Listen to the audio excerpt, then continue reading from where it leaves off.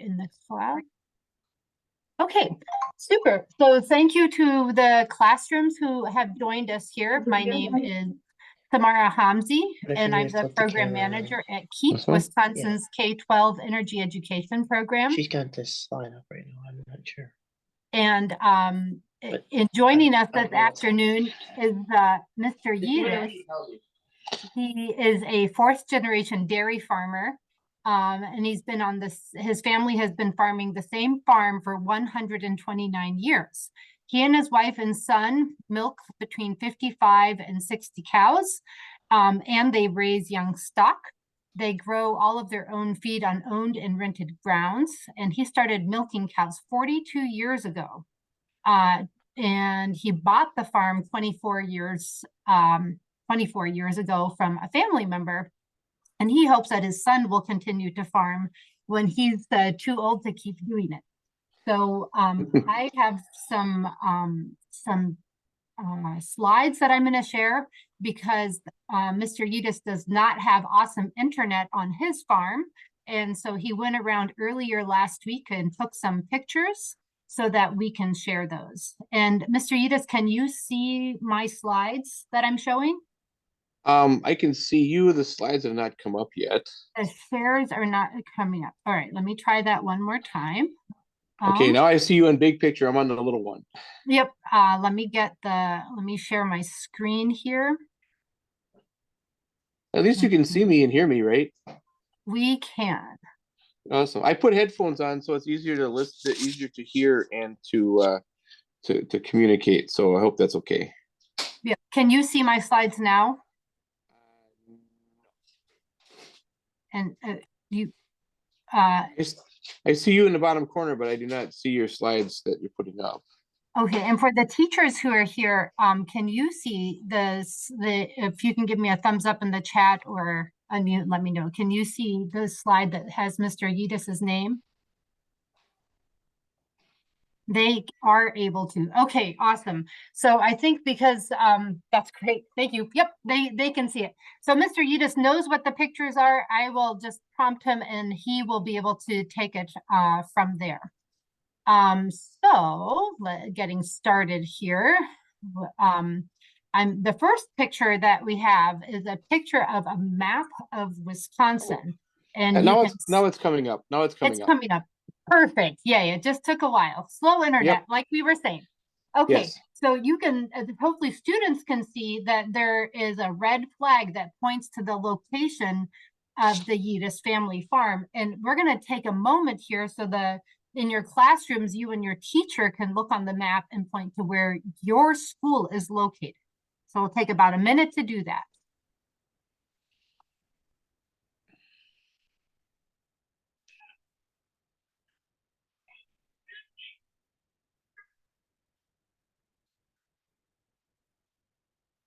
What a perfect day to do this because I'm trapped inside because it's rainy and junky out. So this has worked out fantastic. I'm glad to hear that.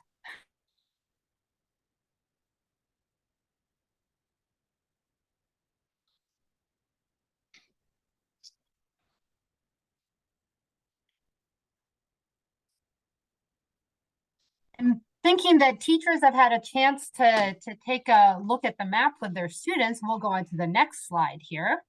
Come on. Here, whoops. I think I went up too fast. There we go. So this is, all right, here's the first picture that Mr. Juedes sent us. What are we looking at here? So this is some of the machinery that I have in my shed. And obviously it's one of the original tractors that we've had on the farm. Well, I shouldn't say original, but a very old tractor on the side. And then my round baler and the bale wrapper, which takes bales when we make them in the summertime that are wet and we turn them into silage and it's wrapped in plastic. It's kind of a unique way of storing feed, and we can store it outside and it's very good for the cows to eat. And then on the other side, there's some dry bales, some big square bales and some round bales that is dry hay. So that's what that picture is. And it's all, different equipment that we use for haymaking during the year. Perfect. We'll go on to our next slide then. Everyone knows what that is, right?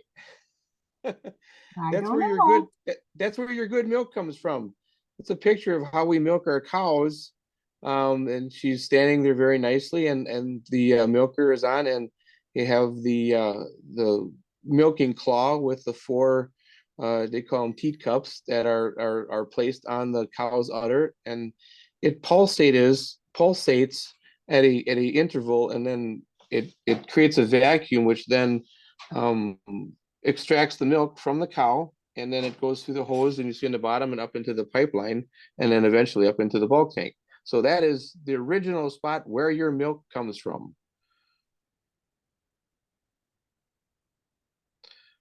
And there again, that's one of the things we do before we milk the cows. They have to be prepped. So before we put the milker on to milk the cows, each teat has to be stripped and then sanitized with a iodine solution. And that also stimulates the cow to let down her milk, so then she milks faster. It helps. It just helps to keep the milk clean, and we do our very best to keep it everything as clean and as possible for a good quality product for everyone. Beautiful. And I do want to remind classrooms, thank you for having your screens off and your microphones muted. But as students come up with questions, you can add those to the chat. And when Mr. Yedis is done showing us his pictures, then I will be helping with questions from the chat. All right, go ahead, please. Well, that is my wife right there, Joanne, who is a very integral part of the farm. We've been married for over 30 years, and she loves her cows probably more than what I do. And I kind of snapped this picture at her at an inopportune time, so she's a little on the embarrassed side. She's like, "What are you doing?" But that's basically how we milk the cows. We kind of get in between them, and they're very gentle animals. Every once in a while, they have a attitude where you have to be careful, but they're very gentle animals, and as long as you treat them good, they'll treat us good. And we take great pride in how we take care of our cows and feed them and milk them. That's the bulk tank. That's where the milk is stored after it comes after from the milking like that, and it cools the milk down to 42 degrees, and it gets held in there until the milk truck comes and picks it up and takes it to the milk plant, where it gets turned into butter or cheese in my case, or even the fluid milk that you drink when you have your breakfast and your dinner and your supper. All righty. I see lots of buckets and other things around there. Oh yeah, we let me store go back. we store things in there. That's for when we feed the calves and everything like that. I mean, our space is a little limited, but we keep everything stored in there like that, and then we use to feed the calves and everything, and everything gets washed up. Interesting that bulk tank, it's made out of stainless steel. There's two walls in it, and then inside of that bulk tank are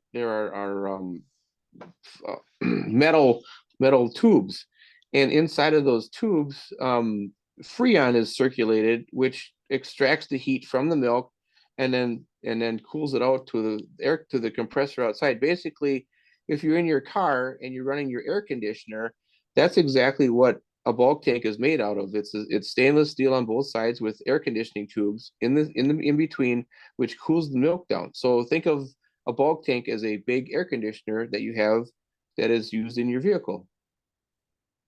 All right, we'll go on to the next picture here. And that's just a picture of the milk that's in the bulk tank. And and that's the end product before it gets shipped out to the milk truck and then goes to the plant. So that's what it holds inside of there, and it's all nice and smooth, and it gets cleaned every time the milk truck picks up the milk, which is every other day.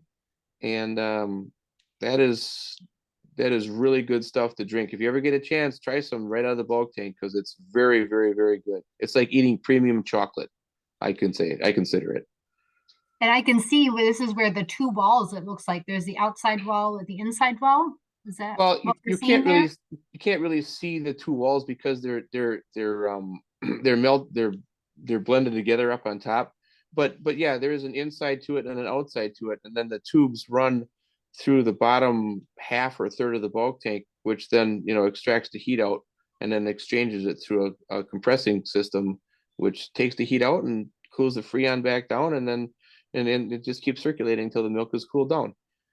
And that white thing there was a wash paddle, a washing thing to wash it. And then there's a paddle on the other thing on the bottom which stirs the milk, because this milk has to get stirred constantly. It can't just sit there. So there's a rhythm that and as it's cooling, it stirs the milk to help it cool faster. And that's in all bulk tanks, and it has to keep moved around so it keeps stirred up. Otherwise, the cream will all come to the top, and so it has to keep being moved at an interval on a regular basis. All right. That's just a picture of our milking system, all the milking units that we have, and it's hooked up to the where the wash tank is. And then after milking, every time we get done milking, we have to completely wash the system. And the first is run with a water wash, and then it's run a soap conditioner that's run through a very hot water. The water temperature we use is about 180 degrees. So if you put your hand in the water, it's very hot, but it has to be that hot in order to take the milk stone out, and for the soap that we use in order to activate it to keep the system clean and keep the high quality milk. And then on the third one is an acid sanitizer, which does the same thing. And it keeps everything so you can't have any buildup like that. And so the milk is always clean and the system is always clean. It's very intricate. We have to have the water tested to make sure that we're always using the right amount. And sometimes we have to change it, but it's a very intricate process of keeping things clean for a good quality product. And that is our dog Quinn. I just had to take a picture and throw him in there. He's a very good cow dog. He likes to watch the cows as they come out of the gates, and he barks at them. But other than that, he's just a really good cow dog, and he is a joy to have around. So got to have one of those on the farm too. And earlier in the day, we had a veterinarian and she had her dog. So this is the second dog that some of our classes are seeing today. Yep, he's a very nice dog. So there is some more of our equipment that we use for the summertime. And in the background, you can see what I was talking about, the specialty wrapper, those smaller white things that are right there. Yep, that is what the hay that we make, and then we run it through the wrapper, and it's wrapped in plastic, and it basically seals it, and it turns it into silage. So the big bag on behind that, the big white tube on behind that, is from our corn silage, and that is all done. And we have big machines come in, chop the corn as it's standing in the field, and then we put it in that bag, and there too it turns it into silage. It's a way of storing our feed. The equipment we have in the front is used for hay making. Way on the left is our hay tedder. That's what we use to get the hay dried once we cut it. And the next piece of machinery over is, we call it a discbine. That's what we use to cut the hay, basically like a huge glorified lawnmower. And then the next one is also another, and the other one is a rake that we use to rake the hay up. And then we also have another discbine, a bigger one, that we use to cut the hay. So basically, if you take your lawnmower out there, you're cutting grass, but these are really big, and there's knives underneath that spin really, really, really, really, really fast, and to cut the hay down, because we have to get many, many acres done in a short period of time. So it has to be able to work, and it has to be able to work fast. All right. And there is one of our tractors with the tillage tool on the back. The tillage, that is a chisel plow, we call it, and it has discs in the front and big arms that come down in the middle. And what that does, when we pull it on the ground, it stirs up the ground and it opens the ground up, so then we can get it ready to dry out and plant our seeds. And in the back, there's a leveling device that we use to kind of level it off. But it takes quite a bit of horsepower. That tractor is 140 horsepower that on there like that, and it takes all of that to pull that piece of equipment there. So, and to work the ground up. So, but that's one of the tillage pieces that we use in order to work the ground to plant the seeds. There's another one example of a tillage. That's our moldboard plow. What's different about this one versus the other one is the other one basically just goes in the ground and it stirs it up. This one actually goes and it turns the ground completely over. So if you think about taking a shovel and you put the shovel in the ground and you lift it up and you flip it over, that's exactly what this piece of equipment does, but on a bigger scale and a faster rate. And we use that one when we're doing our sod ground, because the sod, it's very hard to get worked out. And when you turn the ground over completely, the sod decomposes and it creates nitrogen, which then feeds the plant, usually the corn plant, and then that's what the plant grows on, is the nitrogen from the sod that we flip over and as it decomposes in the ground. Okay, and I think we have one more picture slide and then, whoops, was that our last one? Maybe so. So Maybe yes, so. yeah, I think this is our last one. Do you want to tell us about Dairy Month and the opportunities that students have, because they already looked at where they are on the map. So what is this, June is Dairy Month? Well, June is Dairy Month. It's a way that we celebrate the dairy industry in Wisconsin.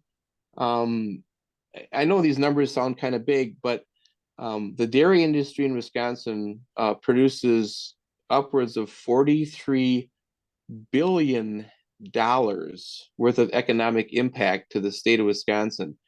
I believe the last one in 10 jobs in Wisconsin is somehow related to the dairy industry versus for mechanic work or just shipping like this. But so dairy farming in Wisconsin is very, very, very important from all aspects. Not only the food that we get from it, but the amount of people that are employed in the dairy industry and how much money it brings into the state. And June Dairy Month is a way that people can come out and go to farms around the state and celebrate the fact that we are the dairy state in this country. Even though California has more milk, we're still number one for the cheese and dairy state. Don't let anybody tell you different. So all these places that you can go to are really good to go. They're usually held on the farm. You can see the animals for yourselves and pet them and just share time out there in the good. And so I really encourage everyone to find out where they have their June dairy breakfast in their area and take your mom and dad and say, Mom, Dad, we got to go and attend these and have some food and look at the cows and whatever else they have there and the tractors and everything, because it's a really good time. And I really encourage you to find out a place and go and visit that. And it happens all during the month of June. Every place is different, but check it out. And it's really a good thing to do. Perfect. Well, thank you so much for all of that excellent information. I'm going to stop sharing my screen so that we can just see you now. Let's see. Hi, how are you doing, everyone? Hi. We're focused on you, and holy man, have those questions just been pouring in since you started talking pretty much. So I will do my best over the next 10 minutes to ask the questions that are there. Very good. I look forward to answering them. How many cows are on your farm, from Emily Fleming's class? We have regular cows, the ones that are old enough that are milking like that. We have, I think right now, 62. So, but Okay. not all of them are milking. Just some of them are they call dry cows. They're ready to have calves. So when a cow milks, we usually try to have them dry where they're not milking for about 2 months before they have a calf, and they need that 2 month time period in order to recharge their system. So when they do have a calf, then they produce milk again. So there's a lull period in it. They just don't milk cows all the way up to have. They just don't milk all the way to have a calf. We have to leave them rest for a while in order to kind of like recharge their body and to feed the calf that's inside of them before it's born. And then there's a good follow-up question to that from Mrs. Mish's 5th grade class. Do you only have milking cows, or do you also raise beef cows?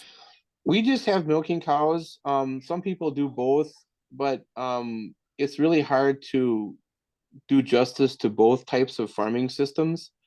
So we just concentrate on milk cows, and then the calves that we have that are male bull calves, and then any type of beef cross calves, we usually sell those to market because we just decided to concentrate on raising and producing milk. Some farms do both, but we just don't have the land or the feed to do both or the time. So we just concentrate on that and do the best job we can. And Paul Henrik's class asks, how long does it take to milk a cow?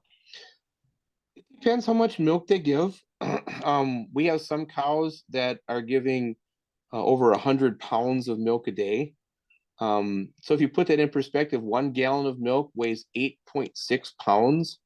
So if you have a cow that's giving over 100 pounds a day, that's 10, 11, even 12 gallons of milk. So if you think about a gallon jug of milk, that's how much milk that cow holds in her udder half the time. Obviously, we milk our cows twice a day, but it takes anywhere from 4 to 5 to maybe 6 or 7 minutes. And some cows milk faster than others. They have their own speed, so you have to adjust to that. But you kind of learn them. They're like your pets, and you learn how to do like that. But that's kind of the average time it takes to milk a cow is like 5 to 6 minutes, I would say. So I'm hearing you say a lot of numbers. It sounds like math is a really important part Oh, of being a farmer. absolutely. I mean, if there's one thing I would like to stress to all you wonderful kids out there like that is learn, learn, learn.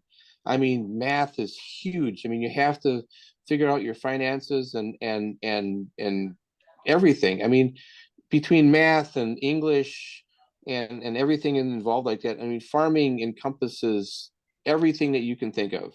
I mean, like electrical work, plumbing work, mechanical work, math work. So it's very important to learn your basics for sure, and then everything can carry on from there. But it is absolutely important to know what you're doing. Otherwise, you're just not going to do a good job. Here's another number question. How many hours a week do you have to work?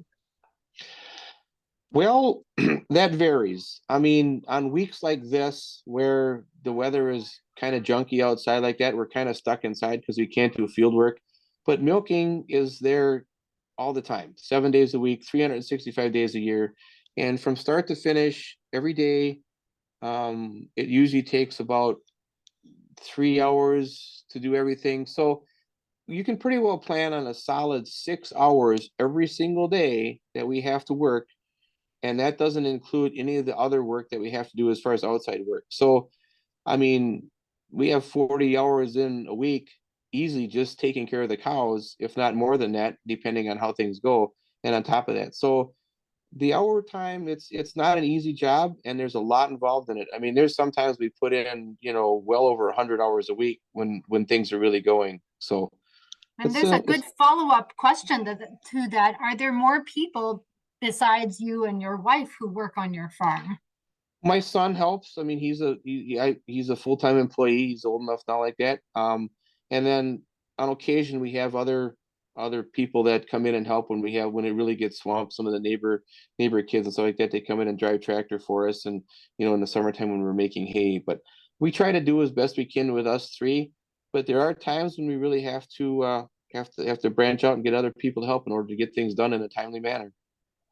Milwaukee Sign Language School asks, what is your favorite animal? Oh boy, I have a couple of them. But there's one particular cow. Her name is Bridget, and she's a brown and white cow, Ayrshire. She was raised by someone for a show calf, and then they sold her. So we have her like that, and she's very tame.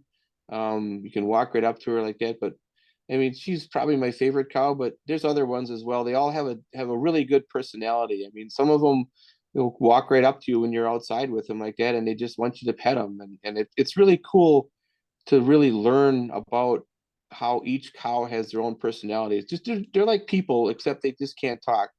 And it's so cool. It really is. It really is how working with animals on a daily day basis is just so interesting. Brilliant elementary students ask, how much money do you spend on new farm equipment? Um, Well, it kind of varies. Sometimes we don't have to spend a lot, but as things get used and get wore out, it can be a significant amount. Our farm isn't that big, so it depends. Like when I was showing those hay cutting equipment there like that, I mean that one disc spine that I got like that, those things go for 40, 50, $60,000.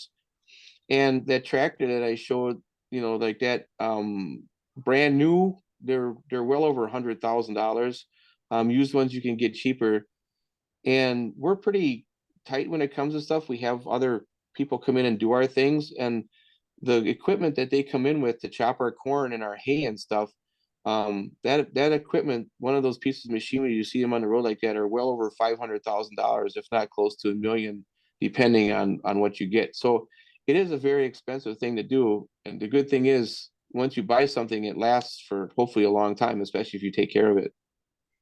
Do you, we have a question here. Do you make ice cream and other products, and do you sell your milk or other products to the public? So like, what do you do with that, all that milk? Well, we drink it at Mhm. home, obviously, but all of our milk goes to the cheese plant, Mullins Cheese, and it all gets made into different types of cheeses. Um, there are farmers that do make their own ice cream and stuff like that.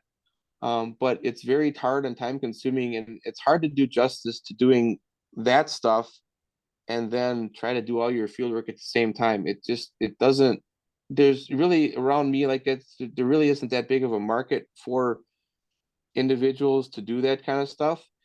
And on the other side is we really can't sell our milk directly to the public from the bulk tank because of regulations that are out there. So it has to get processed, in some way, shape, or form in order to sell it. So it's really not something that we do on a large scale basis. We make our own ice cream and stuff once in a while for us, and maybe for some others, but it's not something that we do at a big, large scale. We have, my goodness, we have 1 minute left and we have so many more questions. Oh. Um, do you have animals other than cows and your pet dog on the farm? We have some barn cats that roam around that are very friendly, and they catch mice and rats and make us pet them. But other than that, that's pretty much all we have on the farm. And then I guess our finishing questions are, what are the hardest part of your job and what is the best part of your job? And yeah, we'll finish up with that. Well, the hardest part of my job is there are occasions where we have cows that get sick, or they hurt themselves, and we have to, well, I mean, to be honest, we have to do something with them. And the hardest things I've ever had to do was I've actually had to put down animals that I've raised, and like this. That is the absolute hardest part of my job whatsoever. And it doesn't happen often, thank goodness, but it does happen. And the best part of my job, I think, is on the other side, where we have these newborn calves that come from the cows, and it's just such a joy to know that how nature works, and the new life that begins on the farm, and the possibilities of those animals going forward. So it's the same thing but on different ends of the scale. And just to see things grow, and to work with the land, and to be part of the farming community, and to be out there with Mother Nature and know what God has blessed us with, and everything, that's what keeps me going and stuff. But there's good and bad about everything, but that is, I think, probably what I like best about my job and what I do with the farm is working with Mother Nature and the joys of life for plants or animals. Well, thank you so much, Mr. Yudis, for your time and for your passion for farming and sharing your story with our students and helping them see what life on a farm is like. And maybe some of our students live on a farm, and others are now realizing that that is an option for them as well, as they grow up and think about what they want to study and the things they like. If they like animals and like being outside and doing lots of different things, maybe being a farmer is something that they would like to do. So we thank you so much for your time. And we are gonna, as a group, take a break until 1:15 when our next speaker comes back. Thank you much for having me, everyone. Enjoy the milk and the ice cream. Thanks, James. All right. Bye. Bye. Go. Bye. Well, that went very well. Our students are absolutely lovely. Oh, that went very well. I am so happy that I agreed to do this. I hope I made a good impact on everyone. This was fantastic. Thank you so much. And anything in the future, feel free to reach out to me. I will send you, we literally have about 100 more questions than we were able Yeah. to ask. So I will email those to you just so you can see the types of questions students were super curious about. And if I get a chance, hopefully I'll answer some of them back, and then you can share them with everyone too. We'd love to do that. Thank you so much for sharing your time with us. All right, you take care. Talk to you again soon. Bye-bye. Bye. Thank you. Stamara, Yes, ma'am. yes, thank you for starting that session. We'll be back in 15.